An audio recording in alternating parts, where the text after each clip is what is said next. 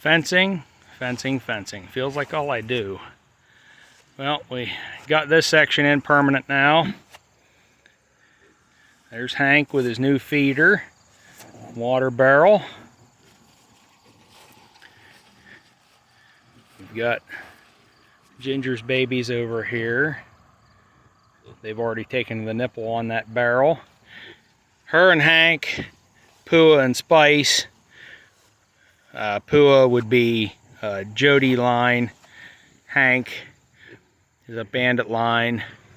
And Ginger is a Pepper and Sam line. She's actually the daughter of Pepper and Sam over in that corner that were one of their first babies. So we've been working at getting more fence. Been slowly working at my feed shed, which I've got a lot of junk in right now till I get things figured out. Get my wall in here to split it into a chicken coop on the other end. What I wanted to show everybody was this.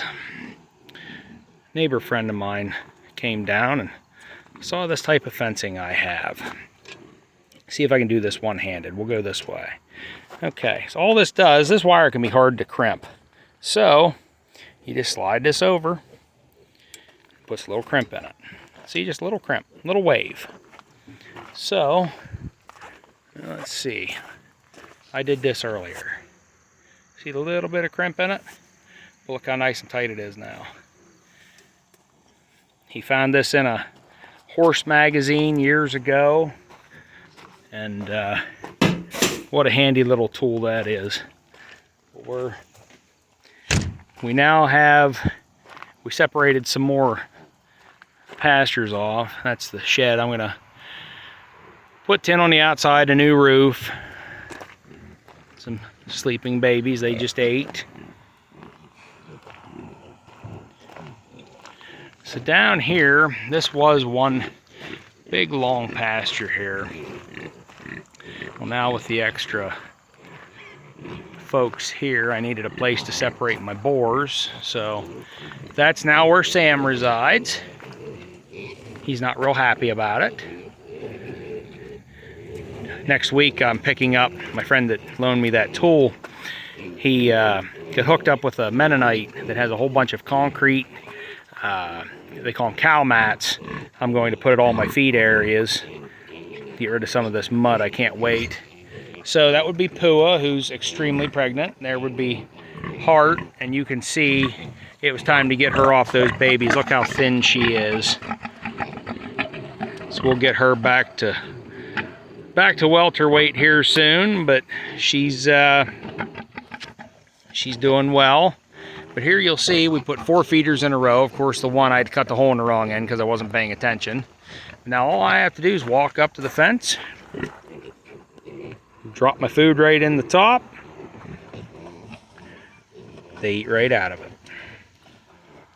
So I went post to post with a 4x4, lagged them through the back, and of course I got them set up with water there. I've been trying to get my water, I had it inside right here, but with my feeders it won't work, so I had to make some shuffling, but we'll make do. Now eventually this L shape that I put right here, I'm going to extend through that to that far one, so it'll be like it currently is, but out at the farthest farrowing pen, because I added another one out in that end. We have to finish the wire on it yet, but all in due time. There's Spice.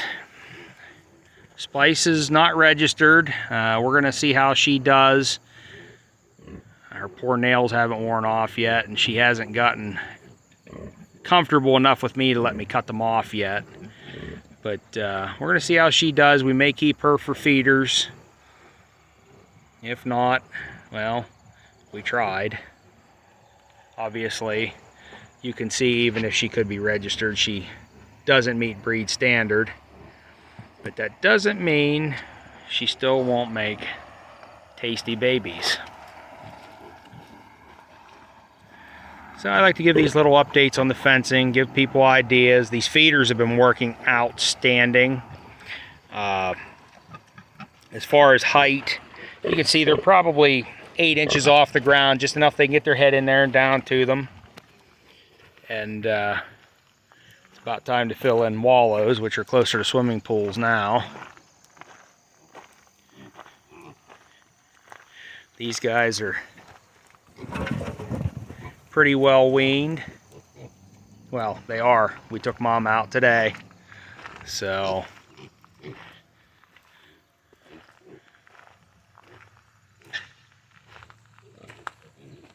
everybody's got full bellies and they're tired. These will be the next one to get weaned.